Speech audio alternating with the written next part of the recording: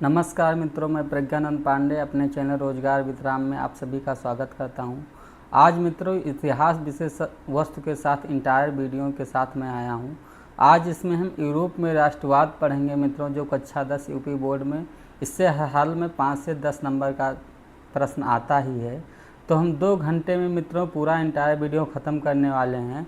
तो देर ना करते हुए पहले हम यह जान लेते हैं कि इस वीडियो में हम कौन कौन इतिहास यूरोप में राष्ट्रवाद जो हम टॉपिक लेकर आए हैं उसमें कौन कौन सी विषय वस्तु हम पढ़ेंगे मित्रों। तो मित्रों हम पहले पढ़ेंगे फ्रेडरिक सरेउ के चित्र की व्याख्या कि जो फ्रेडरिक सरेउ ने जो एक कलाकार है ने चित्र बनाई थी, एक 4 चित्रों की श्रृंखला थी जिसे हम सपनों का संसार कहते हैं, उसकी क्या विशेषता है उसकी व्याख्या के बारे में पढ़ेंगे मित्रों। फिर उसके बाद हम पढ़ेंगे फ्रांसीसी क्रांति और राष्ट्र का विचार कि फ्रांसीसी क्रांति क्या है ना, सामूहिक पहचान किस आधार पर हुई फ्रांसीसी क्रांति में कि सभी लोग एकत्रित हो गए, पृथ्वीभूमि और नागरिक जैसे विचार क्या है मित्रों, इसके बारे में चर्चा करेंगे। प्रशासनिक सुधार में नई फ्रांसीसी तिरंगा स्टेट्स जनरल का नाम बदलकर नेशनल असेंबली क्यों किया गया, इन सभी के बारे में मित्रों चर्चा करेंगे। और आगे हम चर्चा करेंगे नेपोलियन संहिता के बारे में, जो जन पर आधारित विशेषाधिकारों की समाप्ति और कानून के समक्ष सभी यूरोपीय नागरिकों को बराबरी का अधिकार प्रदान करती है मित्रों। ये बहुत अद्भुत संहिता है नेपोलियन की मित्रों, जैसे ये समझ लीजिए कि एक प्रकार का ये नया संविधान ही है समझ लीजिए नेपोलियन का, जिसके तहत मित्रों यूरोप के लोगों को बराबरी का अधिकार मिल सका। फिर आगे मित्रों पढ़ेंगे यूरोप के राष्ट्रवाद का निर्माण, हम तीसरे स्टेप पर यूरोप के राष्ट्रवाद का निर्माण पढ़ेंगे। इसमें हम जानेंगे कुलीन वर्ग क्या होता है, नया मध्यम वर्ग क्या है, राजनीतिक रूप से हावी कुलीन वर्ग का प्रभाव और औद्योगिकरण के कारण नए वर्ग का उदय क्या है, उदारवादी राष्ट्रवाद के बारे में पढ़ेंगे मित्रों। जालवेराइन के बारे में पढ़ेंगे कि जालवेराइन क्या होते हैं। 1815 के बाद नया रूढ़वाद क्या है मित्रों, की नई रूढ़वाद की शुरुआत कैसे हुई। अगला हम पढ़ेंगे क्रांति के बारे में, क्रांतियों में ग्यूसेप, मोत्सनी और उनके गुप्त संगठन जैसे यंग इटली और यंग यूरोप के बारे में भी मित्रों यहाँ पर हम चर्चा करेंगे। आगे हम पढ़ेंगे मित्रों चौथे नंबर पर क्रांतियों का युग, जो 1830 से 1848 का युग माना जाता है, जिसमें हम जुलाई क्रांति 1830 ईस्वी में ही पढ़ेंगे कि फ्रांस में बुरबुर राजाओं का उखाड़ फेंकना किस कारण सफल हो सका। यूनानी स्वतंत्रता संग्राम के बारे में पढ़ेंगे। यूनानी स्वतंत्रता संग्राम में मित्रों खासकर ऑटोमन साम्राज्य के खिलाफ संघर्ष और 1832 की कुस्तुतनिया की संधि के बारे में मित्रों खासकर चर्चा करेंगे। अगला हम रोमानीवाद यानी कि रोमन के राष्ट्र के विकास में संस्कृति, भाषा, लोक कथाओं और संगीत की क्या भूमिका है मित्रों, इसकी हम चर्चा करेंगे। आगे हम चर्चा करेंगे भूख, कठिनाई और जन विद्रोह, जो 1830 के दशक में यूरोप में आर्थिक मंदी और बेरोजगारी आई, उसके क्या कारण रहे मित्रों, इसके बारे में हम चर्चा करेंगे। और आगे चर्चा करेंगे मित्रों हम 1848 में उदारवादियों की जो क्रांति है, जिसे हम फ्रैंकफर्ट संसद और जनरल असेंबली का गठन के नाम से जानते हैं, उसके बारे में।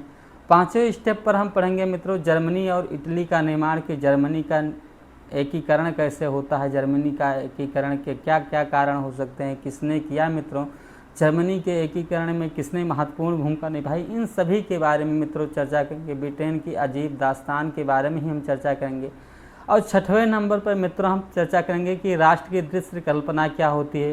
राष्ट्र की दृश्य कल्पना में हम रूपक या अमूर्त विचारों को भी हम देखेंगे मित्रों, जैसे स्वतंत्रता, मुक्ति को किसी व्यक्ति या वस्तु के रूप में व्यक्त करना, मरियान और जर्मेनिया, जैसे फ्रांस की मैरियान और जर्मनी की जर्मेनिया के रूप में राष्ट्र का मानवीकरण करना मित्रों, कैसे फ्रांस में मैरियान की मूर्ति और जर्मनी में जर्मेनिया की मूर्ति मित्रों राष्ट्रवाद का मानकीकरण रूप है, इसके बारे में हम चर्चा करेंगे मित्रों।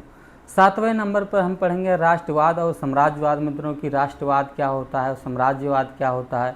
बाल्कन क्षेत्र में तनाव के बारे में चर्चा करेंगे। बाल्कन क्षेत्र जो प्रथम विश्व युद्ध के कारण नींव रहा है मित्रों, वहीं से प्रथम विश्व युद्ध की लगभग शुरुआत ही मानी जाती है। और प्रथम विश्व युद्ध की पृष्ठभूमि के बारे में मित्रों चर्चा करेंगे।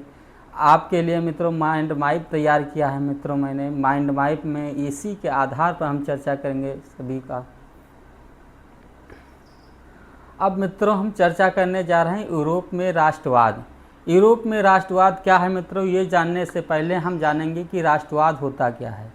मित्रों, जब किसी देश की जनसंख्या एक सामूहिक संस्कृति, एक ही भाषा या एक ही सांस्कृतिक विरासत के लिए उठ खड़ी हो और उसके लिए मर मिटने के लिए मित्रों तैयार हो, है ना, एक सामूहिक भाषा, एक सामूहिक क्षेत्र में। तो मित्रों हम पढ़ेंगे यूरोप में राष्ट्रवाद का उदय। यूरोप में राष्ट्रवाद का उदय पढ़ने से पहले हम पढ़ेंगे राष्ट्रवाद क्या होता है। मित्रों, जब किसी देश की जनसंख्या अपने देश से एक सामूहिक विरासत के माध्यम से प्रेम करने लगे, अपनी सामूहिक विरासत पर गर्व करने लगे, एक ही बोले जाने वाली भाषा पर लोगों को गर्व होने लगे, यानी कि राष्ट्र का एक ही पहचान बन जाए मित्रों सभी के लिए, तो वहीं पर हम राष्ट्रवाद का उदय होता है नहीं। चाहे वो राष्ट्र के जितने भी महापुरुष हैं सब उनको सम्मान देने लगे मित्रों, है नहीं, उन्हीं के आधार पर एकीकरण हो जाए, तो उसी को हम राष्ट्रवाद के नाम पर जानते हैं। इस पृष्ठ के इतिहास में हम मित्रों पाठ्य पुस्तक में पहले हम आरंभ में ही यूरोप में राष्ट्रवाद के उदय पर केंद्रित है ये, और इसी पर हम चर्चा करेंगे मित्रों कि यूरोप में राष्ट्रवाद के क्या कारण रहे। मुख्य बिंदु है मित्रों फेडरल सार्कियों की कल्पना की। फेडरल सार्कियों की कल्पना राष्ट्रवाद के निर्माण में कैसे महत्वपूर्ण भूमिका निभाती है मित्रों। 1848 ईस्वी में आप सभी जानते हैं जो फ्रांसीसी कलाकार फ्रेडरिक सरियू हैं, 4 चित्रों की एक विशेष श्रृंखला बनाई थी मित्रों। उसमें से उन्होंने एक ऐसे संसार की कल्पना की जो जनतांत्रिक हो, सामाजिक गणित तंत्रों को मानने वाला हो और मानव मूल्यों को समझने वाला है मित्रों। ऐसे समाज जिसमें जनतंत्र हो, लोकतंत्र हो, राजतंत्र की वहाँ पर कोई व्यवस्था ना हो मित्रों, ऐसे संसार की मित्रों परिकल्पना की थी। राष्ट्र राज्य 19वीं शताब्दी के दौरान मित्रों राष्ट्रवाद की एक ऐसी शक्ति बनकर उभरा जिसने यूरोप में बहुराष्ट्रीय वंशाय साम्राज्यों के स्थान पर एक राज्य के उदय का मार्ग प्रशस्त किया। जैसे आप जानते हैं मित्रों, जैसे आज जर्मनी है, जैसे आज फ्रांस है, भविष्य में ऐसे नहीं हुआ करते थे मित्रों। ये भी बहुत छोटे छोटे राज्यों में बटे हुए थे। ये क्या हुआ मित्रों कि ये सभी आपस में एकजुट हो गए, तो उसमें बोली जाने वाली भाषा रही होगी मित्रों कि एक ही भाषा बोलने वाले लोग एकत्रित हो गए, एक राष्ट्र का निर्माण बना लिए, या सामूहिक विरासत को लेकर मित्रों सभी लोग इकट्ठा हुए होंगे। इसी के अंतर्गत एक राष्ट्रवाद विचारधारा का उद्भव होता है मित्रों, जिसे हम राष्ट्रवाद के नाम से जानते हैं। ऐसे ही उदय हुआ होगा शायद जर्मनी और फ्रांस में। तो राष्ट्र राज्य का उदय 19वीं शताब्दी के दौरान राष्ट्रवाद एक ऐसी शक्ति बनकर उभरा जिसने यूरोप के बहुराष्ट्रीय वंशाय साम्राज्यों के स्थान पर राष्ट्र राज्य के उदय का मार्ग प्रशस्त किया मित्रों। अब हम पढ़ेंगे फ्रांसीसी क्रांति क्या है। तो फ्रांसीसी क्रांति को राष्ट्र की पहली स्पष्ट अभिव्यक्ति माना जाता है मित्रों। निरंकुश राजतंत्र को चुनौती दी गई और एक आधुनिक राष्ट्र की नींव रखी गई। आप सभी जानते हैं मित्रों कि फ्रांस में राष्ट्रवाद का उदय फ्रांस से हुआ, क्योंकि फ्रांस के जो राजा थे, बुर्बो वंश के राजा थे, बहुत अत्याचारी थे। खासकर लुई 16वां के बारे में पढ़े ही होंगे मित्रों, है नहीं। लुई 16वां के समय में ही फ्रांस की क्रांति हुई थी 1789 ईस्वी में। तो जो राजा थे मित्रों बहुत निरंकुश थे, अयोग्य शासक थे, है नहीं। फ्रांस से ही राष्ट्रवाद की शुरुआत मानी जाती है। तो फ्रांस की क्रांति से ही राष्ट्रवाद की शुरुआत मानी जाती है। तो मित्रों अब हम फ्रांस की क्रांति के बारे में जानेंगे। जैसा कि हमने बताया था कि स्वतंत्रता की जो प्रतिमा है फ्रेडरिक सार्कियो की कल्पना के अनुसार, तो ऐसे ही मित्रों इसमें दिखाया गया है कि किस प्रकार जर्मन, फ्रांस और अमेरिकी लोग एक ही झंडे के नीचे खड़े हैं, है ना। एक ही राष्ट्र की प्रतिमा के रूप जो स्वतंत्रता की देवी बनाए हैं उसी के नीचे मित्रों खड़े हैं। सभी लोग स्वतंत्र होने की बात कर रहे हैं और एक कल्पना की गई है कि ऊपर से जो उनके गार्ड हैं, जो जीसस हैं मित्रों, उनको देख रहे हैं और स्वतंत्र होने के लिए उन्हें लालाहित कर रहे हैं, शायद उन्हें आशीर्वाद दे रहे हैं और स्वतंत्रता की। ऐसा इस चित्र के माध्यम से दिखाया गया है। सभी मित्रों एक ही झंडा के तले खड़े हैं, एक ही सामूहिक विरासत के साथ खड़े हैं। यहीं से राष्ट्रवाद की शुरुआत मानी जाती है। अब मित्रों फ्रांसीसी क्रांति के कारण क्या रहे होंगे, तो फ्रांसीसी क्रांति के कई कारण थे मित्रों। सामाजिक कारण था, आर्थिक कारण था, धार्मिक कारण था, तत्कालिक कारण था, कई कारण था। उनमें से जो प्रमुख कारण माना जाता है अयोग्य शासक व राजनीतिक कारण माना जाता है मित्रों, कि फ्रांसीसी क्रांति का अयोग्य शासक था और राजनीतिक कारण कहीं ना कहीं फ्रांस में क्रांति होने के लिए जिम्मेदार है। इसमें लुई 16वें से लुई 14वें से मित्रों लुई 16वें तक के शासक अयोग्य थे। लुई 16वें ने जनता पर अनेक प्रकार के टैक्स लगाए, उनकी समस्याओं पर ध्यान नहीं दिया। यहाँ तक कि मित्रों रानी आंतोनेट के बारे में सुनते हैं। एक कहानी कही जाती है कि रानी आंतोनेट एक बार अपने सारथी के साथ रथ पर सवार होकर जा रही थी, तो उसके पीछे फ्रांस की भूखी नंगी जनता उसके पीछे भागी। रानी ने सारथी से कहा कि इन हमारे भोली भाली जनता को क्या चाहिए? तो सारथी ने बताया कि महारानी ये बहुत भूखे हैं, आपसे रोटी की अपेक्षा रखते हैं, इसलिए दौड़ रहे हैं आपके पीछे। तो महारानी इतनी विलासिता में व्यस्त थी कि उसको अपने राज्य की स्थिति का पता ही नहीं था मित्रों। उसने कहा ये लोग भूखे हैं तो ब्रेड क्यों नहीं खा लेते? तो ऐसे जब महत्वाकांक्षी राजा हों, भोग विलास में लगे रहें मित्रों, अब प्रजा पर ध्यान ना दें तो वहाँ पर क्रांति तो होगी ही। रानी मेरी आंतोनेट के राजनीतिक हस्तक्षेप की स्थिति को और बिगाड़ दिया। रानी आंतोनेट मित्रों बहुत महत्वाकांक्षी रानी थी। वो अपनी ही सगे संबंधियों को राज्य में हस्तक्षेप करती थी और महत्वपूर्ण पद दिलाने की कोशिश करती थी मित्रों।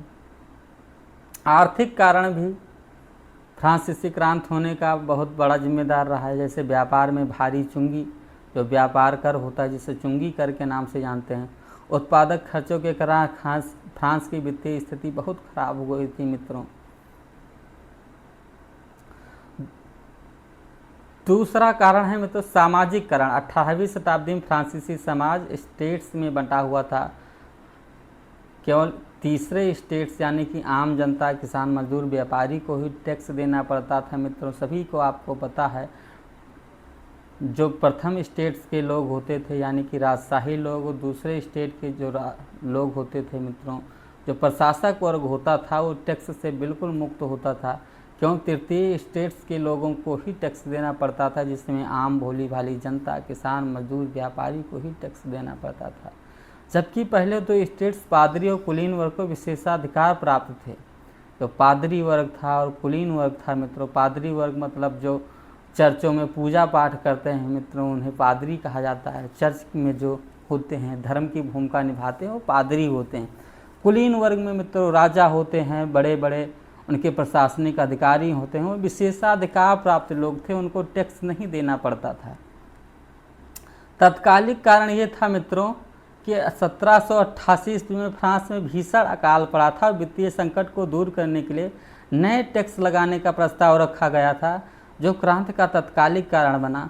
फिर भी इस स्थिति में जो प्रथम स्टेट्स और द्वितीय स्टेट्स के लोग थे मित्रों, जो कुलीन वर्ग थे, पुरोहित वर्ग थे, उन्होंने अपने अधिकारों को छोड़ना नहीं चाहा मित्रों। तब भी उन्होंने अपने अधिकार को नहीं छोड़ा, कहीं ना कहीं अपने अधिकारों को बनाए रखने की कोशिश की।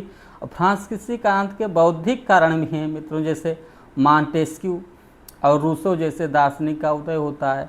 मॉन्टेस्क्यू अपने पुस्तक द स्पिरिट ऑफ लॉज में राजा के दैवीय अधिकारों के सिद्धांत का खंडन करते हैं कि राजा के पास कोई दैवीय अधिकार नहीं है, राजा भी साधारण जन है, उसका कोई दैवीय अधिकार नहीं। इसलिए समाज में जनता को चाहिए कि राजा को देवता न मान करके उससे अपने अधिकारों की मांग करे। इस प्रकार के दार्शनिक का उदय है। रूसो का कहना था मित्रों, ये रूसो ने अपनी पुस्तक द सोशल कॉन्ट्रैक्ट यानी कि सामाजिक समझौता में मनुष्य के प्राकृतिक अधिकारों स्वतंत्रता का समर्थन किया था। रूसो का कहना था कि मनुष्य स्वतंत्र पैदा होता है तो प्रत्येक स्थिति में स्वतंत्र ही रहना चाहिए। अगर मनुष्य स्वतंत्र पैदा होता है तो स्वतंत्र रहने का उसको अधिकार है। ऐसा मत रूसो का था। रूसो, ये मित्रों रूसो की फ़ोटो है, देख सकते हैं सभी लोग, ये रूसो हैं। इनका फ्रांस की क्रांति में महत्वपूर्ण योगदान रहा है मित्रों, बहुत महत्वपूर्ण। इन्हीं के विचारधारा ही समाज फ्रांस की क्रांति में एक क्रांति की भूमिका लेकर आई है मित्रों। दूसरे हैं मॉन्टेस्क्यू। मॉन्टेस्क्यू भी फ्रांस की क्रांति में महत्वपूर्ण भूमिका निभाते हैं और बाल्टियर दिदरो जैसे विचारक भी जनता में बौद्धिक जागरूकता फैलाई, ना कि दोनों ही मॉन्टेस्क्यू और रूसो।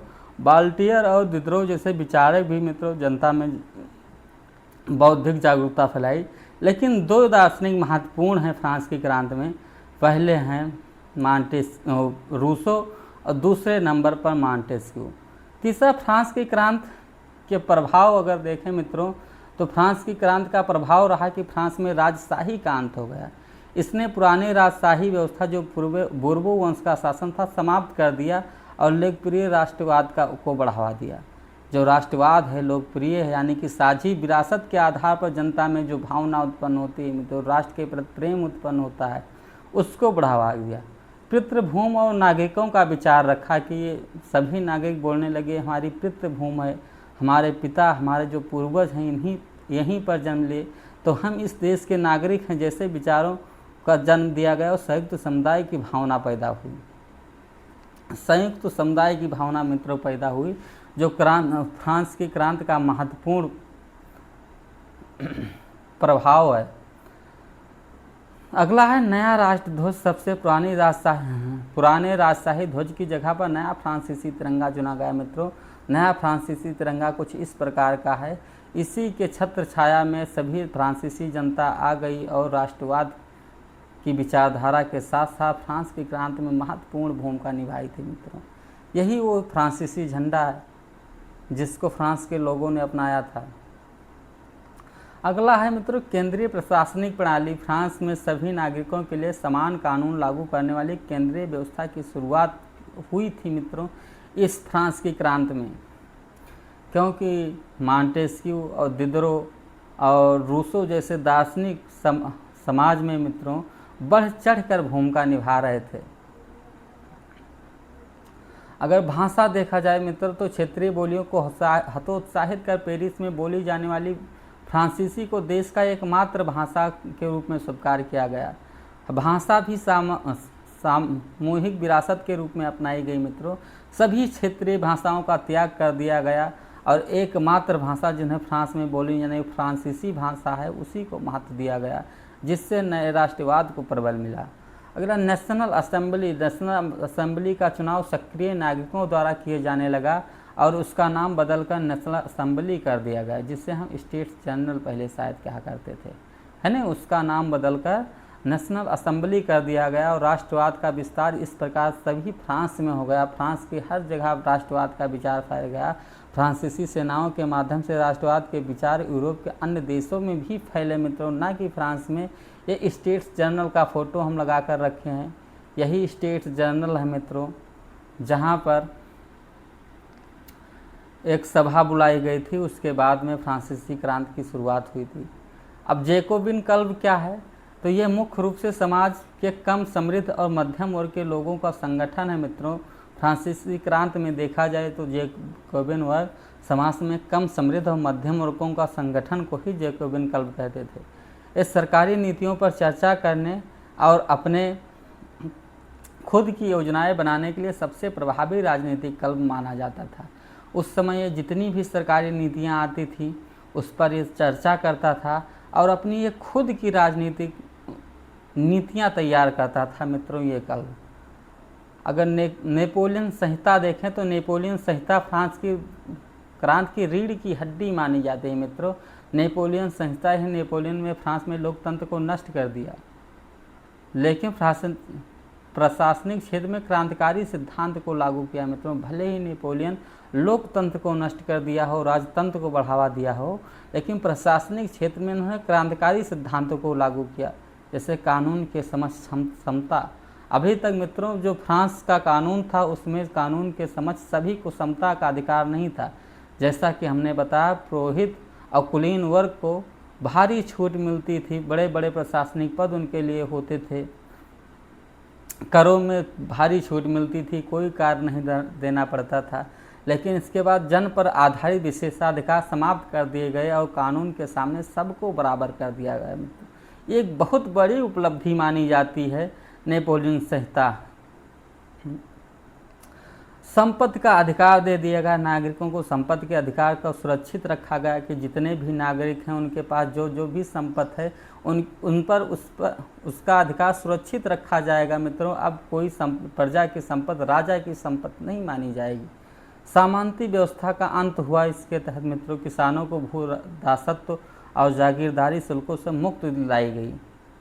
अभी किसान भू राजस्व और जागीरदारी शुल्कों से दबे हुए थे। मित्रों, किसानों से बड़ा बड़ा कर वसूल किया जाता था, भू राजस्व वसूल किया जाता था, उस शुल्कों से दबे हुए थे। लेकिन इस सामंती व्यवस्था का अंत कर दिया गया। नेपोलियन संहिता के अंतर्गत यातायात और संचार में सुधार किए गए। व्यापार को बढ़ावा देने के लिए परिवहन और संचार प्रणाली को सुधारा गया। और सबसे बड़ी उपलब्धि है मित्रों कि समान मानक बनाए गए। सार्वभौमिक कानून, मानकीकृत नाप तौल प्रणाली और एक राष्ट्रीय मुद्रा लागू की गई फ्रांस में उसी समय। ये फ्रांस की क्रांति का सबसे अभूतपूर्व उपलब्धि मानी जाती है मित्रों नेपोलियन संहिता के अंतर्गत। ये मित्रों नेपोलियन की फ़ोटो है नहीं, इन्होंने ही संहिता बनाई है, उन्हीं की संहिता को हम पढ़ रहे थे।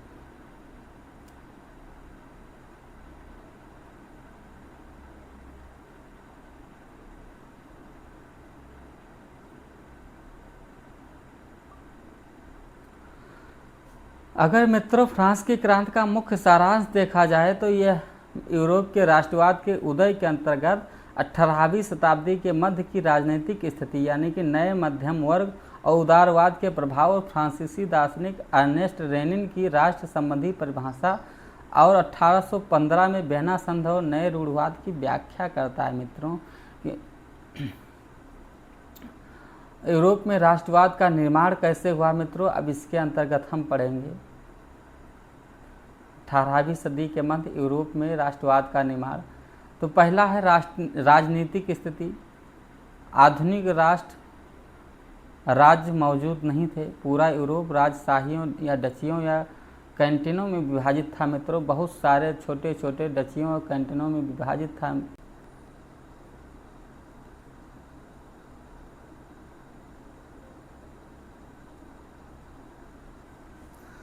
मित्रों, फ्रांस में लोगों के बीच कोई साझा सांस्कृतिक पहचान नहीं थी। विविधतापूर्ण उस समय की संस्कृति थी। उदाहरण के लिए अगर देखा जाए तो हैब्सबर्ग वर्ग उस समय बहुत प्रचलित था, जो जर्मन, मंग्यार, इतालवी और फ्रेंच जैसे विविध भाषाएं बोलने वाले लोग थे। इतना विविध भाषाएं बोलते थे मित्रों कि उसमें समानता का अभाव था। मित्रों, कोई समानता थी ही नहीं। राष्ट्रवाद उदय के मुख्य 4 कारण माने जाते हैं। पहला कारण है नए मध्यम वर्ग का उदय। नए मध्यम वर्ग का उदय हुआ मित्रों। नया मध्यम वर्ग जैसे शिल्पी हुए, दस्तकार हुए, वकील हुए, ये नए मध्यम वर्ग हैं जो समाज को एक दिशा दे सकते हैं। उनका उदय हुआ और उदारवादी विचारधाराओं का प्रसार हुआ। रूढ़वादी नई भावना और बेना की संघ क्रांतिकारियों का उदय राष्ट्रवाद के लिए 4 मुख्य कारण जिम्मेदार माने जाते हैं। कुलीन वर्ग और नया मध्यम वर्ग क्या है मित्रों, अब इसके बारे में हम चर्चा करें। कुलीन वर्ग क्या है तो सामाजिक और राजनीतिक रूप से यह जमीन का मालिक और सबसे प्रभुत्वशाली वर्ग था, जो प्रशासनिक वर्ग में भी प्रशासन में भी हस्तक्षेप करता था। मित्रों, बड़े बड़े प्रशासनिक पद इन्हीं के अंतर्गत होते थे। नया मध्यम वर्ग में औद्योगिकरण के कारण शहरों के विकास में एक नया सामाजिक समूह उभरा था, जिसमें उद्योगपति सब थे, व्यापारी थे, पेशेवर शामिल थे, जैसे वकील हुए, दस्तकार हुए, ऐसे लोग शामिल थे। मित्रों, इसमें अगर मुख्य मांग पूछा जाए मित्रों, इनकी मुख्य मांग क्या थी तो ये शिक्षित वर्ग ने कुलीन वर्ग के विशेषाधिकारों की समाप्ति और राष्ट्रीय एकता के विचारों को बढ़ावा दिया। इनका मानना था कि फ्रांस की स्थिति दयनीय है, भूखमरी फैली हुई है, लोग रोटी के अभाव में भूखे मर रहे हैं। फिर भी फ्रांस का जो कुलीन वर्ग है ये अपने अधिकार को नहीं छोड़ रहा है, अपने अधिकारों पर अड़ा हुआ है। तो ये उन सबकी पहली यही मांग थी कि जो विशेषाधिकार वर्ग है इसकी पहले विशेषाधिकार को ख़त्म कर दिया जाए। अगले आते हैं अर्नेस्ट रेनन। अर्नेस्ट रेनन एक प्रकार के दार्शनिक हैं मित्रों। इन्होंने राष्ट्र की परिभाषा दी है कि फ्रांसीसी दार्शनिक अर्नेस्ट रेने कहते हैं कि राष्ट्र एक लंबे समय तक चले प्रयासों, त्याग और निष्ठा का चरम बिंदु होता है। उसका अस्तित्व एक व्यापक एकजुटता और रोज होने वाले जनमत संग्रह पर टिका होता है। ये सबसे अच्छा विचार माना जाता है अर्नेस्ट रेने का फ्रांसीसी क्रांति में। अर्नेस्ट रेने हैं, उनका अगर फ़ोटो देखा जाए मित्रों तो हमने ये लगा के रखा है, ये है अर्नेस्ट रेने, इन्हीं के विचार है। बहुत अच्छे विचार हैं, फ्रांस के दार्शनिक हैं। इन्होंने फ्रांस की क्रांति में बहुत अच्छी भूमिका निभाई है मित्रों।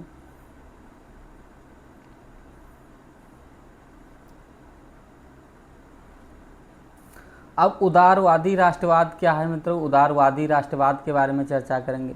देखिए मित्रों, राष्ट्रवाद में उदारवादी शब्द का शाब्दिक अर्थ होता है कि उदारवाद शब्द लातिन भाषा के मूल लीबर से बना है, जिसका अर्थ है आज़ाद, यानी जो आज़ाद हो, पूरी तरीके से स्वतंत्र हो, उसी को हम उदारवाद कहते हैं मित्रों। ये उदारवादी भाषा लातिन भाषा के मूल लीबर से बना है। राजनीतिक स्तर पर देखा जाए तो व्यक्ति के लिए आज़ादी और कानून के समझ सबकी समानता एक उदारवाद को बढ़ावा देती है मित्रों। एक उदारवाद ही है कि व्यक्ति के लिए आज़ादी हो, कानून के समझ सबकी समता हो। जैसे हमारा संविधान है मित्रों, हमारा जो भारतीय संविधान है वो भी व्यक्ति के लिए आज़ादी और कानून के समझ समता का अधिकार प्रदान करता है। ऐसे ही फ्रांस के क्रांति में व्यक्ति के लिए आज़ादी और कानून के समझ समता एक महत्वपूर्ण विषय थी मित्रों। यही लोगों की मांग थी। दूसरी मांग थी निरंकुश शासक और पादरियों के विशेषाधिकारों की समाप्ति कर दिया जाए, क्योंकि यही फ्रांस में बाधक बने हुए हैं। इन्हीं के कारण जो फ्रांस की राज व्यवस्था है, प्रशासन व्यवस्था है, बिगड़ी हुई है, क्योंकि ये एक विशेषाधिकार प्राप्त वर्ग हैं। ये देश की स्थिति में सुधार नहीं है, देश जर्जर अवस्था में है, भुखमरी है, तब भी अपने विशेषाधिकार का त्याग नहीं कर रहे हैं। संविधान तथा संसदीय प्रतिनिधि सरकार का समर्थन। अगला है मित्रों मताधिकार का मुद्दा। फ्रांसीसी क्रांति में मताधिकार का मुद्दा भी अहम भूमिका निभाता है। कानून के समझ समानता का मतलब सार्वभौमिक मताधिकार नहीं था। प्रारंभ में केवल संपत्तिवान पुरुषों को ही वोट देने का अधिकार था मित्रों। फ्रांस की क्रांति में आप लोगों ने सुना होगा या पढ़ा होगा कि प्रारंभ में फ्रांस की क्रांति में केवल जो पैसे वाले लोग होते थे, संपत्ति वाले लोग होते थे, उन्हें ही वोट देने का अधिकार था, जिसके विरोध में महिलाएं और संपत्ति विहीन पुरुषों ने आंदोलन किए थे। उसके बाद में उनको ये अधिकार दिए गए थे। आर्थिक स्तर पर देखा जाए मित्रों तो बाजार की मुक्ति और पूंजी के आवागमन से राज्य के नियंत्रण की समाप्ति हुई। जालबेराइन 1874 में पर्सा की पहल पर एक गठित शुल्क संघ थी मित्रों, जिन्हें व्यापारिक बाधाओं को समाप्त किया और मुद्राओं की संख्या 30 से घटाकर 2 कर दी। अर्थशास्त्री फ्रेडरिक लिस्ट के अनुसार इसने जर्मन लोगों को आर्थिक रूप से एक राष्ट्र में बांधा मित्रों। जो ये जालबेराइन थे, यानी कि पर्सा में शुल्क संघ था, ये व्यापारियों की बाधाओं को समाप्त करने के लिए तैयार किया गया था। ये आर्थिक रूप से राष्ट्र को एकजुट में बांधा। 1815 के बाद एक नया रूढ़वाद का शुरुआत होता है मित्रों। जैसा कि हमने बताया था कि फ्रांस की क्रांति में जो 1815 के बाद का समय होता है, नए रूढ़वाद का शुरुआत होता है, क्योंकि 1815 में नेपोलियन की हार के बाद यूरोपीय सरकारें पारस्परिक संस्थाओं जैसे राजतंत्र, चर्च, सामाजिक ऊंच नीच संपत्ति को बनाए रखने के पक्ष में थी। वियना की संधि देखा जाए मित्रों, क्योंकि नेपोलियन बोनापार्ट ही था मित्रों। और आगे मित्रों जब नेपोलियन हार जाते हैं तो नेपोलियन के हार के बाद वियना की संधि 1815 में की जाती है। इसका जो मेजबान देश होता है ऑस्ट्रिया के चांसलर ड्यूक मेटरनिक होते हैं। प्रतिनिधि देश ब्रिटेन, रूस, प्रसा और ऑस्ट्रिया होता है। इनका मुख्य उद्देश्य होता है कि नेपोलियन ने जो समानता निर्धारित की है, सभी के लोगों के लिए समान अधिकार दिलाए हैं, सभी को स्वतंत्रता का अधिकार दिलाया है, उन सभी अधिकारों को पुनः समाप्त कर दिया जाए और नेपोलियन के युद्धों के दौरान जो यूरोप में हुए बदलाव थे, वही बदलाव फिर से समाप्त कर दिया जाए। और फिर से रूढ़िवादी व्यवस्था को पुनः स्थापित की जाए। जैसे जिसको विशेषाधिकार प्राप्त था वैसे ही सबको विशेषाधिकार प्राप्त किया जाए, वियना की संधि में निर्धारित की गई मित्रों। तो वियना की संधि 1815 ईस्वी में निर्धारित की गई थी। इसके प्रमुख बिंदु भी देख लेते हैं कि इसके प्रमुख शर्त कौन कौन से हैं। तो मित्रों, जो वियना की संधि हुई थी उसके पश्चात जो बोर्बो राजवंश होता है नहीं, हमने बताया था जिस वंश से लुई 16वां था, लुई है नहीं, लुई 14वां, लुई 15वां, फिर लुई 16वां आया है नहीं, इन्हीं के वंश को हम बोर्बो वंश कहते हैं। ये बहुत प्राचीन अभिजात वर्ग था मित्रों। फ्रांसीसी क्रांति के दौरान हटाए गए बोर्बो वंश को फ्रांस की सत्ता के लिए फिर बहाल कर दिया गया, फिर बहाल कर दिया गया इनको, और फ्रांस की सीमाओं पर नियंत्रण लगा दिया गया मित्रों कि भविष्य में फ्रांस के विस्तार को रोकने के लिए उसकी सीमाओं पर नई राज्य स्थापित किए गए। क्षेत्रों का पुनर्वितरण किया गया, जैसे नेपोलियन द्वारा जीते गए कई क्षेत्र वापस ले लिए गए और ऑस्ट्रिया को उत्तरी इटली का नियंत्रण मिला और रूस को पोलैंड का एक भाग दे दिया गया मित्रों। जर्मन महासंघ नेपोलियन द्वारा गठित 39 राज्यों के जर्मन महासंघ को बरकरार रखा गया। रूढ़वादी व्यवस्था में देखा जाए मित्रों तो वियना सम्मेलन का मुख्य उद्देश्य नेपोलियन द्वारा परास्त राजशाहियों को बहाल करना, यूरोप में नई रूढ़वादी व्यवस्था स्थापित करना था, जो पहले से ही रूढ़वादी व्यवस्था चली आ रही थी। जो क्रांतिकारियों का उदय अगर देखा जाए मित्रों तो क्रांति वियना कांग्रेस के बाद स्थापित रूढ़वादी व्यवस्था के दमन के डर से कई उदारवादी, राष्ट्रवादी और भूमिगत हो गए, अंडरग्राउंड हो गए मित्रों क्रांतिकारी। राजशाही व्यवस्थाओं का विरोध करने वाले स्वतंत्रता के लिए लड़ने के लिए गुप्त संगठनों का निर्माण हुआ। इसी समय में एक मित्रों होता जोसेपे मैक्सनी एक लोग का नाम होता है नहीं, जोसेपे मैक्सनी। इन्होंने इटली के एकीकरण के लिए यंग इटली और यंग यूरोप नामक दो संस्थाओं का गठन किया है ना। जोसेपे मैक्सनी का भूमिका जर्मनी के इटली के एकीकरण के में बहुत ज़्यादा जिम्मेदार मानी जाती है मित्रों। बहुत क्रांतिकारियों का युग अगर देखें मित्रों 1830 से 1848 ईस्वी, तो इसमें हम जुलाई क्रांति का नाम सुने होंगे। फ्रांस में बोर्बो राजाओं को उखाड़ फेंका गया था इस क्रांति में, और उनकी जगह लुई फिलिप की अध्यक्षता में एक संवैधानिक राजतंत्र स्थापित किया गया था। यूनान का स्वतंत्रता संग्राम अगर देखा जाए मित्रों तो यूनान का 15वीं शताब्दी से ऑटोमन साम्राज्य का हिस्सा था और 1821 ईस्वी में स्वतंत्रता के लिए संघर्ष हुआ तथा 1832 में कुस्तुतुनिया की संधि ने यूनान को एक राष्ट्र के रूप में मान्यता दी।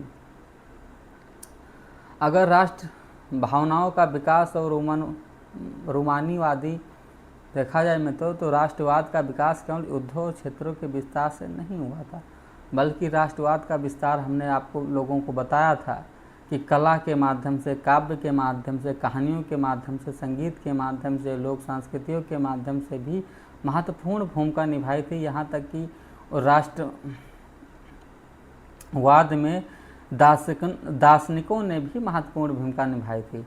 जोहान गाडगिट हर्डर ने एक जर्मन दार्शनिक ने दावा किया कि सच्ची जर्मन संस्कृति उसके आम लोगों यानी कि लोकगीतों और लोक नृत्यों में निहित है मित्रों। भूख, कठिनाइयों और जन विद्रोह हुए 1830 के दशक में यूरोप में भारी आर्थिक मंदी आई थी, जिन्हें महान आर्थिक कठिनाई कहा जाता है। आबादी बढ़ने से शहरों में बेरोजगारी और गरीबी बढ़ी, जिसके कारण कई जगहों पर किसानों और बुनकरों ने विद्रोह कर दिए थे। जैसे 1845 में सिलेसिया के बुनकरों का विद्रोह हुआ था। 1845 में सिलेसिया के बुनकरों ने ही ऐसा विद्रोह किया था। उसी प्रकार फ्रांस में बेरोजगारी और गरीब लोग ऐसे ही विद्रोह किए। हम यूरोप में उदारवादियों के बारे में बताया था। 1848 में उदारवादियों ने क्रांति की। उदारवादी कौन थे मित्रों? जो आज़ादी को, स्वतंत्रता को बढ़ावा देना चाहते थे। उनका मानना था कि आदमी स्वतंत्र रूप से पैदा हुआ है तो उनको स्वतंत्र रहने का अधिकार है, समानता का अधिकार मिलना चाहिए। वही उदारवादी लोग थे, यानी कि समाज में समानता का व्यवहार लाना चाहते थे। उन्होंने राष्ट्र राज्य की मांग की। यूरोप में जिन हिस्सों में अभी स्वतंत्र राष्ट्र अस्तित्व में नहीं आए थे मित्रों, जैसे जर्मनी हुआ, इटली हुआ, पोलैंड हुआ, वहाँ के उदारवादी मध्यम वर्ग ने संविधानवाद और राष्ट्रीय एकीकरण की मांग उठाई कि संविधान के अनुसार सबको अधिकार मिलना चाहिए और इस राष्ट्र का एकीकरण होना चाहिए जो राष्ट्र कई हिस्सों में बटा हुआ है। एक क्रांत राष्ट्र राज्य संविधान, प्रेस की स्वतंत्रता और संगठन बनाने की स्वतंत्रता पर आधारित थी। ये स्वतंत्रता, संगठन का अधिकार, बनाने की स्वतंत्रता की संगठन हम बना सकें, इन सब पर आधारित थी। अगर मई क्रांत देखा जाए मित्रों तो 18 मई 1848 को 831 निर्वाचित प्रतिनिधियों ने फ्रैंकफर्ट संसद में अपना स्थान लिया। यह संसद सेंट पॉल चर्च में आयोजित की गई थी। इस घटना को हम मई क्रांति के नाम से जानते हैं। क्रांति की विफलता देखा जाए तो मित्रों, संसद ने जर्मन राष्ट्र के लिए एक संविधान तैयार किया था और राजा फ्रेडरिक विल्हेम चतुर्थ को ताज पहनाना चाहा, लेकिन उन्होंने इसे अस्वीकार कर दिया। और संसद में मध्यम वर्ग का दबदबा था जिन्होंने श्रमिकों की मांगों का विरोध किया, जिससे उन्होंने अपना समर्थन खो दिया। अंत में सैनिकों द्वारा विधानसभा को भंग कर दिया गया। ये घटना मित्रों बहुत अभूतपूर्व यूरोप की घटना में मानी जाती है। महिलाओं के लिए राजनीतिक अधिकार भी मिले मित्रों। पहले महिलाओं को राजनीतिक अधिकार नहीं दिया गया था, लेकिन विवादित मुद्दा था यह महिलाओं का अधिकार। उदारवादी आंदोलन के अंदर महिलाओं को राजनीतिक अधिकार देने का मुद्दा हमेशा विवादित रहा, क्योंकि उदारवादी लोग चाहते थे कि समाज में महिलाएं 50% हैं, अगर ये भी समाज में बढ़ चढ़ कर हिस्सा लेंगी तो समाज की दिशा बदल सकती है, तो इनको भी अधिकार मिलना चाहिए। आंदोलन में महिलाओं ने हालांकि बढ़ चढ़कर भाग लिया और राजनीतिक प्रयास किए। राजनीतिक प्रयास ने महिलाओं में राजनीतिक संगठन स्थापित किए, समाचार पत्र शुरू किए गए और राजनीतिक बैठकों में हिस्सा लिया महिलाओं ने। इसके बावजूद उन्होंने असेंबली के चुनाव में मताधिकार से वंचित रखा गया। फिर भी महिलाओं को प्रमुख विचारक नारीवाद राजनीतिक संगठन का स्थापना करने वाली लुइजे ऑटो पीटर्स ने महिलाओं के राजनीतिक अधिकारों का पुरजोर समर्थन किया, क्योंकि ये सब उदारवादी लोग हैं मित्रों। ये सब चाहते हैं कि जो यूरोप है, खासकर फ्रांस है नहीं, सभी को समानता का अधिकार मिले, समान अधिकार मिले। तो इसी के अंतर्गत लुइजे ऑटो पीटर्स ने महिलाओं के राजनीतिक अधिकारों का पुरजोर समर्थन किया, अधिकार दिलाने की कोशिश की महिलाओं को। और अब हम पढ़ेंगे में तो जर्मनी का एकीकरण, कि जर्मनी का एकीकरण कैसे हुआ। जर्मनी बदलता राष्ट्रवाद 1848 के यूरोप के बाद राष्ट्रवाद का जनतंत्र और क्रांति के अलगाव होने लगा था मित्रों। रूढ़िवादियों ने राज्य की सत्ता बढ़ाने के लिए राजकीय भावनाओं का इस्तेमाल किया था जर्मनी में। और ऑटो वान बिस्मार्क, जिन्हें जर्मनी के एकीकरण का मुख्य सूत्राधिकार माना जाता है, नहीं, ये सूत्रधार हैं। जैसे यहाँ पर भारत में नए रियासतों के एकीकरण में तो पटेल साहब को सूत्रधार माना जाता है, वैसे ही जर्मनी के एकीकरण में मुख्य सूत्रधार ऑटो वान बिस्मार्क को माना जाता है। उन्होंने प्रशा की सेना और नौकरशाही की मदद से इस प्रक्रिया को पूरा किया था। उन्होंने एक नीति अपनाई थी मित्रों, जिसे हम बिस्मार्क की रक्त और लौह की नीति के नाम से जानते हैं। बिस्मार्क ने एकीकरण के लिए सैन्य सुदृढ़ीकरण और युद्ध की नीति अपनाई। 7 वर्ष के दौरान उसने ऑस्ट्रिया, डेनमार्क और फ्रांस के साथ 3 युद्ध की और प्रशा की जीत दिलाई मित्रों। जर्मन साम्राज्य की घोषणा 18 जनवरी 1871 ईस्वी वर्साय के हॉल ऑफ मिसर्स यानी कि शीश महल की एक बैठक में हुई, जिसमें काइसर विलियम प्रथम को नए जर्मन साम्राज्य का सम्राट घोषित किया गया था मित्रों। नए राज्य ने मुद्रा, बैंकिंग और कानूनी प्रणालियों के आधुनिकीकरण पर विशेष बल दिया था। और इटली का एकीकरण, राजनीतिक विखंडन और जुसेप्पे मेस्सीनी का बहुत बड़ा योगदान रहा था इटली के एकीकरण में। और राजनीतिक विखंडन क्या है मित्रों, 19वीं शताब्दी के मध्य में इटली 7 राज्यों में बटा हुआ था, जिसमें से केवल एक राज्य सार्डिनिया पीडमोंट पर ही इतालवी राजघराने का शासन था। बाकी सब पर शासन नहीं था मित्रों इस राजघराने का। जुसेप्पे मेस्सीनी का योगदान अगर देखा जाए तो मित्रों 1830 के दशक में एकीकृत इतालवी गणराज्य के लिए एक सुविचारित कार्यक्रम तैयार किया था इन्होंने। जुसेप्पे मैत्सनी ने। उन्होंने 2 संगठन भी बनाए थे, यंग इटली और यंग यूरोप के नाम से। मार्सेई में बनाया था। मैत्सनी के क्रांतिकारी विचारों के कारण ही ऑस्ट्रिया के चांसलर ड्यूक मेटरनिख ने उन्हें हमारी सामाजिक व्यवस्था का सबसे बड़ा दुश्मन बताया था कि जो हमारी इस समय की सामाजिक व्यवस्था है उसका सबसे बड़ा दुश्मन कौन है? मैत्सनी है, क्योंकि उसके क्रांतिकारी विचार ही ऐसे थे मित्रों, वो सबको चुनौती देता था। इटली के एकीकरण में प्रमुख नेता का योगदान अगर देखा जाए मित्रों तो काउंट कैमिलो डी काबूर महत्वपूर्ण योगदान रखते हैं इटली के एकीकरण में। ये सार्डिनिया पीठबांड के मुख्यमंत्री माने जाते हैं मित्रों, ये हैं काबूर, है नहीं, ये बहुत ज़्यादा योगदान देते हैं इटली के एकीकरण में। ये सार्डिनिया पीठबांड उस समय होता है एक क्षेत्र, उसके मुख्यमंत्री माने जाते हैं। 1852 से 1860 ईस्वी तक ये शासन करते हैं सार्डिनिया पीठबांड पर। ये ना तो क्रांतिकारी थे ना ही लोकतांत्रिक थे मित्रों, इन्हें एक चतुर कूटनीतिज्ञ थे ये, है नहीं, एक चतुर कूटनीतिज्ञ थे। फ्रांस के साथ एक चतुर कूटनीतिज्ञ संधि करके इन्होंने 1859 में ऑस्ट्रियाई सेना को पराजित किया था।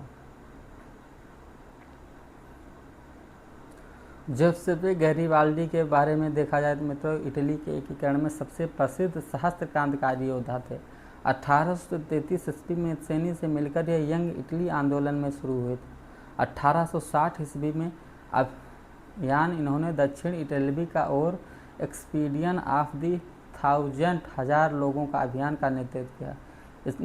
इनके स्वयंसेवकों को रेड शर्ट्स कहा जाता है मित्रों, तो इनके स्वयंसेवक हैं उनको रेड शर्ट्स कहा जाता है। इन्होंने स्थानीय किसानों का समर्थन जीतकर स्पेनी शासकों को बाहर खदेड़ दिया था। इतने अधिक ये लोग मित्रों क्रांतिकारी लोग थे।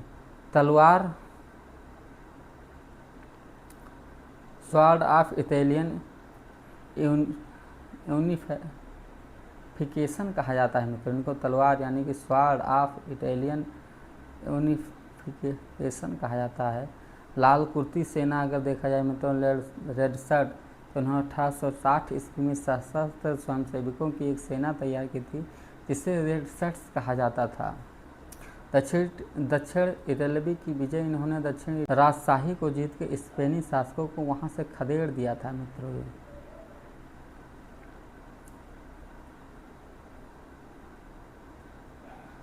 अगर इटली के एकीकरण में मुख्य घटनाएं देखी जाए मित्रों तो 1858 ईस्वी की घटना सबसे ज़्यादा महत्वपूर्ण मानी जाती है। 1857 ईस्वी का इटली एकीकरण से पहले इटली 7 राज्यों में बटा हुआ था। 1860 ईस्वी मार्च 1860 तक मध्य इतालवी राज्यों का सार्डिनिया पीठबांड के साथ विलय हुआ था। 1861 में विक्टर इमैनुएल द्वितीय को आधिकारिक रूप से संयुक्त इटली का राजा घोषित किया गया था। 1871 में रोम पूरी तरह से इटली का हिस्सा बना और इटली का अंतिम एकीकरण पूरा हुआ था मित्रों। ग्रेट ब्रिटेन का अजीबोगरीब विकास इसी काल में माना जाता है, इसी समय माना जाता है। ब्रिटेन में राज्य का निर्माण किसी अचानक हुई क्रांति का परिणाम नहीं था मित्रों, बल्कि एक लंबी चलने वाली संसदीय प्रक्रिया थी ग्रेट ब्रिटेन की। निर्जातीय पहचान अगर देखा जाए मित्रों ग्रेट ब्रिटेन की, तो 18वीं शताब्दी से पहले ब्रिटिश द्वीप समूह में अंग्रेज, वेल्स, स्कॉट और आयरिश जैसी अलग अलग निर्जातीय पहचान थी। गौरवपूर्ण प्रांत 1688 ईस्वी में हुई थी मित्रों ब्रिटेन में। ब्रिटिश संसद में एक लंबे संघर्ष के बाद राजतंत्र से सत्ता छीन ली गई थी। इंग्लैंड को इस राष्ट्र राज्य का केंद्र बनाया गया था। स्कॉटलैंड का विलय कर लिया गया था मित्रों 1707 ईस्वी में। इंग्लैंड और स्कॉटलैंड के बीच 1707 में एक्ट ऑफ यूनियन लागू हुआ था। इसके अंतर्गत United kingdom of great Britain का गठन हुआ। इसके बाद ब्रिटिश संसद में अंग्रेजी सदस्यों का दबदबा बढ़ गया और स्कॉटिश संस्कृति को दबाया जाने लगा। आयरलैंड का जबरन विलय अगर देखा जाए तो आयरलैंड का जो जबरन विलय 1801 ईस्वी में हुआ था। आयरलैंड कैथोलिक और प्रोटेस्टेंट समुदायों में गहराई में बटा हुआ था। अंग्रेज़ों ने वहां अल्पसंख्यकों और प्रोटेस्टेंटों का समर्थन किया था। जो वहां के अल्पसंख्यक थे प्रोटेस्टेंटों का जो प्रोटेस्टेंट थे उनका समर्थन किया था आयरलैंड। वोल्फटोन और उनके यूनाइटेड आयरिशमैन ने 1798 में एक बड़ा विद्रोह किया था मित्रों, जो असफल रहा था। इसके बाद 1801 में आयरलैंड को जबरन यूनाइटेड किंगडम में शामिल कर लिया गया और नए ब्रिटिश राज के प्रतीक ब्रिटिश झंडा यानी कि यूनियन जैक, राष्ट्रीय गान यानी कि God save our noble king, भाषा यानी कि अंग्रेजी भाषा को मुख्य रूप से बढ़ावा दिया गया था इसके अंतर्गत मित्रों। अगर परीक्षा में पूछे जाते हैं मित्रों खासकर कि 1830 ईस्वी में विद्रोह के बाद फ्रांस के संवैधानिक राजतंत्र का अध्यक्ष कौन बना था, तो आप तुरंत बताइएगा लुई फिलिप को बनाया गया था। फ्रांस के गणतंत्र की घोषणा कब की गई थी मित्रों, तो 1848 में की गई थी। ध्यान रखना, बिस्मार्क ने जर्मनी के एकीकरण के लिए कौन सी नीति अपनाई थी, तो लौह और रक्त की नीति अपनाई थी मित्रों। ये परीक्षा में पूछे जाने वाले प्रश्न हैं, अधिकतर हर साल ये प्रश्न पूछे जाती हैं। यूनान को यूरोपीय सभ्यता का पालना कहा जाता है, ये ध्यान रखना। जो यूनान है और यूरोपीय सभ्यता का पालना कहा जाता है। मैटरनिक का प्रसिद्ध कथन था मित्रों, जब फ्रांस छींकता है तो बाकी यूरोप को सर्दी और जुखाम हो जाता है, क्योंकि फ्रांस एक ठंडा क्षेत्र था और अपने यूरोप में महत्वपूर्ण भूमिका निभाता था। पुनर्जागरण का युग अभ्युदय इटली में हुआ था मित्रों, ये भी ध्यान रखना। जो पुनर्जागरण का युग था उसकी शुरुआत इटली से मानी जाती है। यहाँ पर मित्रों जो राष्ट्र की दृश्य कल्पना के लिए रूपक चिन्ह प्रयोग किए गए थे, जैसे 18वीं से 19वीं शताब्दी में कलाकारों ने मानवीय रूप में विशेषकर महिला आकृति को चित्रित करना शुरू कर दिया था। जैसे मारियान फ्रांस की महिला रूपक जो स्वतंत्रता और गणतंत्र के प्रचारकों का प्रतीक थी, इसकी प्रतिमाएं सार्वजनिक चौकों पर लगी होती थीं। और दूसरी होती थी मित्रों जर्मेनिया राष्ट्र का स्वरूप, वह बलूत के पत्तों का मुकुट पहनती थी, क्योंकि जर्मन बलूत वीरता का प्रतीक है मित्रों। ये वो चित्र है मित्रों। यहाँ पर जो मारियान है उसकी प्रतिमाएं सार्वजनिक चौकों पर लगी हुई हैं मित्रों। यहाँ पर जो मैरीवान है उसकी चित्राएं सार्वजनिक चौक पर लगी हुई हैं। कुछ लोगों को यहाँ टूटी हुई जंजीर दिखाया गया है मित्रों। टूटी हुई जंजीर या बेड़ियाँ आज़ादी मिलने का प्रतीक हैं। टूटी हुई बेड़ियाँ इसलिए दिखाई गई हैं कि पहले फ्रांस के यूरोप के लोग बेड़ियों में बंधे हुए थे, अब स्वतंत्र हो गए, उनकी स्वतंत्रता को दर्शाती मित्रों। मैरीवान की प्रतिमाएं सार्वजनिक चौकों पर तलवार में लिपटी हुई जैतून की डाली शांति की इच्छा की प्रतीक दिखाती है मित्रों, की जैतून की डाली लिपटी है तलवार में, यानी कि तलवार अब युद्ध नहीं करना चाहती है, उस शांति के प्रतीक को दिखाती है मित्रों। टूटी हुई बेड़ियों का अर्थ अभी हमने बताया, आज़ादी का मिलना, तलवार मुकाबले की तैयारी, और जो जिस तलवार पर जैतून की पत्ती लपटी हुई थी, शांति की इच्छा रखने वाले लोग थे। जो उगता सूरज है, उगता सूरज एक नए युग की शुरुआत माना जाता है। अब हम पढ़ेंगे मित्रों राष्ट्रवाद और साम्राज्यवाद में क्या अंतर है। राष्ट्रवाद और साम्राज्यवाद 19वीं शताब्दी में मित्रों अंत तक राष्ट्रवाद अपने आदर्शवादी और लोकतांत्रिक स्वभाव को खोकर सीमित लक्ष्यों वाला संकीर्ण सिद्धांत बन गया था। पहले राष्ट्रवाद एक व्यापक शब्द होता था, जिसमें राष्ट्र के सभी महापुरुषों का, सभी साझी विरासतों का सम्मान किया जाता था, लेकिन धीरे धीरे स्वभाव लोकतांत्रिक स्वभाव को खोकर सीमित लक्ष्यों वाला संकीर्ण बन गया। यहाँ पर क्षेत्रवाद कहीं ना कहीं बाधा पहुँचने लगा। एक विशेष क्षेत्र की पहचान करके इसको देखा जाने लगा मित्रों। इस अवधि में राष्ट्रवादी समूह एक दूसरे के प्रति असहिष्णु हो गए और युद्ध के लिए हमेशा तैयार रहने लगे। यूरोपीय शक्तियों ने अपने साम्राज्यवादी उद्देश्यों को पूरा करने के लिए अधीन लोगों की राष्ट्रवादी इच्छाओं का इस्तेमाल किया था मित्रों।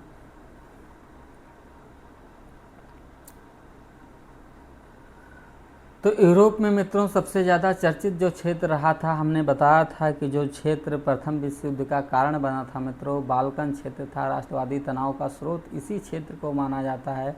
अगर भौगोलिक और जातीय विविधता देखा जाए मित्रों तो बाल्कन क्षेत्र में आधुनिक रोमानिया, बुल्गारिया, अल्बेनिया, यूनान, Macedonia, Croatia, Bosnia Herzegovina, Slovenia, Serbia आदि शामिल थे। यहाँ के निवासी को आमतौर पर स्लाव कहा जाता था। मित्रों, तनाव के कारण अगर देखा जाए तो बाल्कन का एक बड़ा हिस्सा तुर्क यानी कि ऑटोमन साम्राज्य के नियंत्रण में था। ऑटोमन साम्राज्य के विघटन और बाल्कन में रोमानी राष्ट्रवाद के फैलने से यह क्षेत्र अत्यधिक विस्फोटक बन गया था। बाल्कन राज्य एक दूसरे से भारी ईर्ष्या करते थे और हर एक अपने लिए ज़्यादा इलाका हथियाना चाहते थे। मित्रों, अगला विश्व युद्ध की पृष्ठभूमि मित्रों इसी बाल्कन क्षेत्र से मानी जाती है। प्रथम विश्व युद्ध की पृष्ठभूमि के लिए सबसे ज़्यादा जिम्मेदार यही है। रूस, जर्मनी, इंग्लैंड और ऑटो हंगेरियन जैसी बड़ी यूरोपीय शक्तियाँ बाल्कन पर अपना नियंत्रण करना चाहती थी। मित्रों, इस स्पर्धा के कारण इस क्षेत्र में कई उद्योग जिन्हें अंततः प्रथम विश्व युद्ध का रूप ले लिया था। मित्रों, अगर महत्वपूर्ण तिथियाँ देखा जाए मित्रों तो 1888 में इंग्लैंड में गौरवमयी क्रांति हुई थी। यह याद रखना सभी लोग, संसद द्वारा राजतंत्र की शक्ति का अपहरण किया गया था। 1707 ईस्वी में मित्रों देखा जाए तो एक्ट ऑफ यूनियन द्वारा United kingdom of great Britain का गठन किया गया था। 1789 में फ्रांसीसी क्रांति की शुरुआत हुई थी। 1804 ईस्वी में नेपोलियन की नियमावली यानी कि नागरिक संहिता बनी थी। मित्रों, 1815 में वाटरलू के युद्ध में नेपोलियन की हार हुई थी और वियना की संधि हुई थी।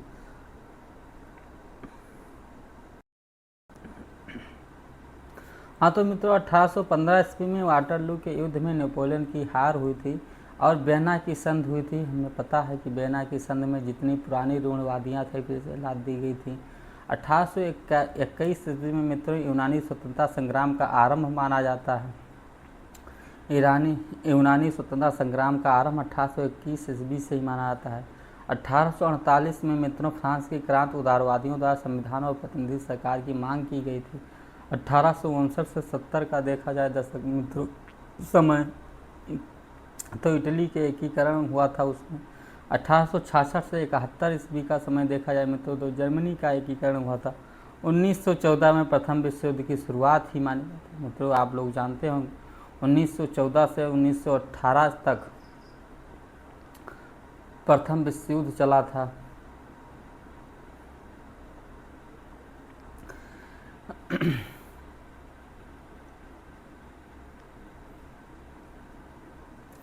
तो मित्रों, इस पाठ में महत्वपूर्ण शब्दावलियाँ देखने को मिली हैं कुछ, जैसे निरंकुशवाद। निरंकुशवाद मित्रों ऐसे शासन व्यवस्था जिसमें सत्ता पर किसी का भी अंकुश ना हो, राजा पूरी तरीके से स्वतंत्र हो, निरंकुश हो कोई भी निर्णय लेने के लिए। यूटोपिया मित्रों एक आदर्श समाज की परिकल्पना है जिसका साकार होना लगभग असंभव है। अरे इतना साकार समाज जिसका साकार होना असंभव है। उसमें एक जनमत संग्रह, एक प्रत्यक्ष मतदान जिसके जरिए क्षेत्र की जनता से किसी प्रस्ताव को स्वीकार या अस्वीकार करने के लिए पूछा जाता है तो उन्हीं को जनमत संग्रह कहते हैं। नारीवाद मतलब महिलाओं के लिए अधिकारों और हितों का बोध कराता है नारीवाद। विचारधारा देखा जाए मित्रों तो विचारधारा विशेष प्रकार के सामाजिक और राजनीतिक दृष्टिकोण को बताने वाले विचारों का समूह होता है। रोमानीवाद देखा जाए तो सांस्कृतिक आंदोलन जो खास तरह की भावना का विकास करता है उसे रोमानीवाद कहते हैं। रूपक देखा जाए में तो जब किसी अमूर्त विचार जैसे स्वतंत्रता, लालच को किसी व्यक्ति या चीज़ के जरिए दर्शाया जाता है, उसे मारियान और जर्मेनिया की मूर्ति बनाकर वहाँ दर्शाया गया था मित्रों, उसे रूपक के नाम से जानते हैं। यानी कि जब किसी अमूर्त विचार को मूर्त कर दिया जाए, मानवीकृत मूर्तियों के माध्यम से बताया जाए। मित्रों, अगर अध्याय का संक्षिप्त विवरण अगर देखना चाहें मित्रों, क्विक रिवीजन करना चाहें मित्रों, तो हम कह सकते हैं फ्रांसीसी क्रांति में राजशाही को चुनौती दी गई थी और लोकप्रिय राष्ट्रवाद को प्रोत्साहन दिया गया था। 1804 में नागरिक संहिता यानी कि नेपोलियन संहिता जिसे कहते हैं मित्रों लागू की गई थी, जिसमें आप लोग जानते ही हैं कि विशेषाधिकार समाप्त कर दिया गया था। कानून के समझ सभी लोगों की समानता को व्यक्त किया गया था। वियना की संधि 1815 ईस्वी में हुई थी मित्रों। आप लोग जानते हैं कि नेपोलियन की हार हो जाती है। अस्थायी चांसलर ड्यू ड्यूक मेटरनिक के नेतृत्व में यह संधि हुई थी। इसका मुख्य उद्देश्य यूरोप में पुरानी रूढ़िवादी व्यवस्था को लागू करना था। मतलब प्रमुख क्रांतियों और एकीकरण को देखा जाए तो 1830 से 1848 की क्रांतियाँ यूरोप में उदारवादी और राष्ट्रवादी भावनाओं को मजबूती मिली। इसके अंतर्गत जर्मनी और इटली का एकीकरण मतलब 19वीं शताब्दी के मध्य में इटली 7 राज्यों में बटा था। उस समय मेत्सनी, काबूर और गैरिबाल्डी के प्रयासों से उस समय संभव हो सका था कि जर्मनी का एकीकरण हो सके।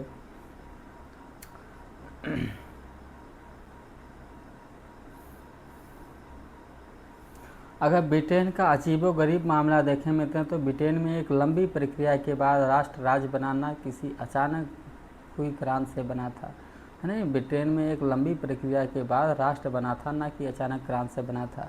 राष्ट्र की दृश्य कल्पना देखें मित्रों तो राष्ट्र को नारी रूपों से चित्रित किया गया था मित्रों।